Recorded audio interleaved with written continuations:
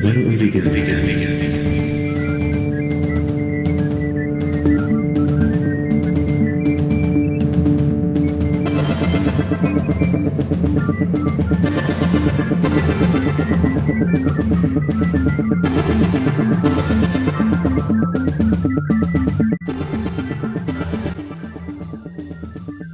In previous videos, we've mostly worked with pairs of pitches or pitch classes.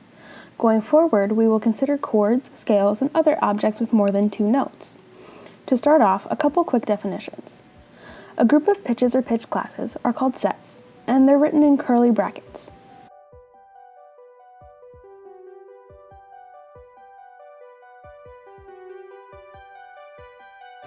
Individual members of a set are called elements.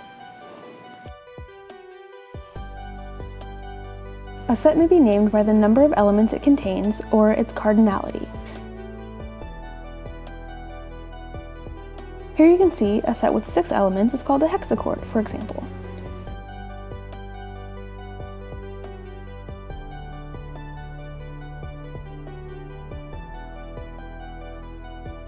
In tonal music, the quality of chords as major, minor, diminished, or augmented provides a lot of information about context, function, and things of that nature. But in post-tonal music, those qualitative terms are much less useful because many chords or sets do not fall into those categories.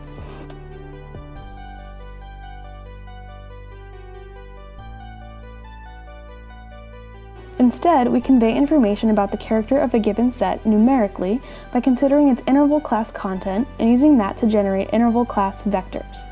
Take, for example, a set of all interval class 2s or any other chord that can't be described as major, minor, diminished, or augmented.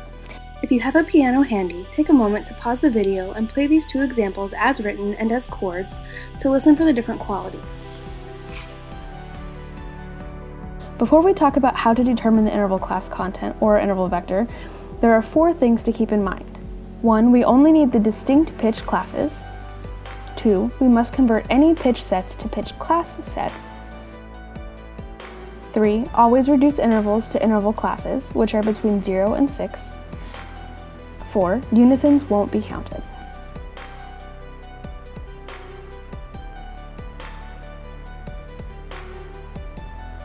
There are a couple different methods to calculate interval class content and vectors. The first is preferable for smaller sets, and I call it the rainbow method. Basically, all you have to do is draw arched lines between every possible pair of notes in the set.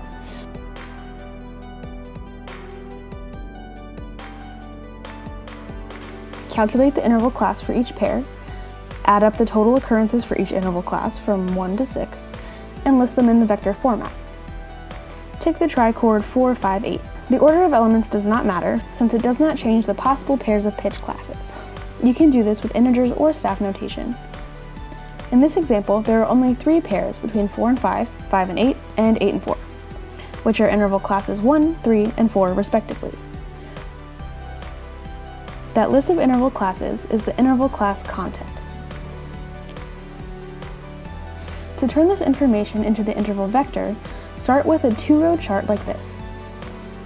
The top row shows the possible interval classes, excluding 0, the unison. The bottom row shows the number of each interval class that occurs in the pitch class set. In this example, there is 1 interval class 1, no 2s, 1 interval class 3, 1 4, no 5s, and no 6s. To show this in the standard format for an interval class vector, just list the numbers with no commas or spaces. Some textbooks write it with square brackets or no brackets. Personally, I prefer angle brackets. For larger pitch class sets, the rainbow method can get a little confusing, so there is an alternate method using a chart. Take the pitch class set 0, 1, 4, 5, 8. Write the set in ascending order from left to right and top to bottom and create a grid. For each row, calculate the interval classes starting from the unison and moving to the right to create a filled-in triangle. Think of the zeros as the hypotenuse of a right triangle, or a brick wall, or an ice cream cone.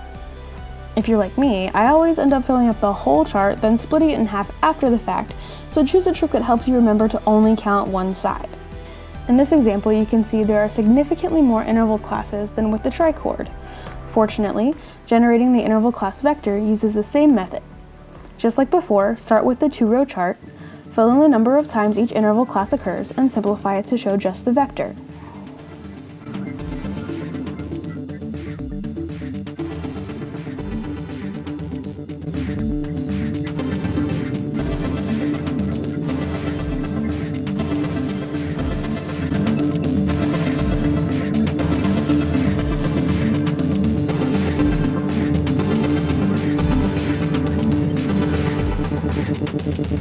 That